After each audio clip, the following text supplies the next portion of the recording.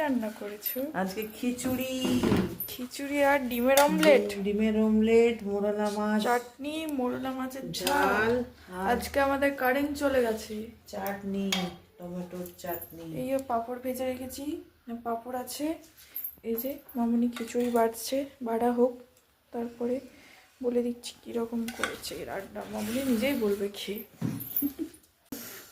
খুব শীত করছে আজকে, খুব ঠান্ডা ঠান্ডা ঠান্ডায় গরম ঠান্ডার জন্য গরম গরম খিচুড়ি খাও। খিচুড়িটা খেয়ে বলো কিরকম হয়েছে। খিচুড়ি, এই মোরলা মাছের ঝাল, এই ডিমের অমলেট, দু রকম চাটনি। 2 রকম চাটনি, টমেটোর চাটনি আর ধনেপাতার চাটনি। যা আমার মোরলা মাছ, আমার খিচুড়ি, ডিমের অমলেট, এই বাপির। যে মামুনি খাচ্ছে, আবার দেখা হচ্ছে।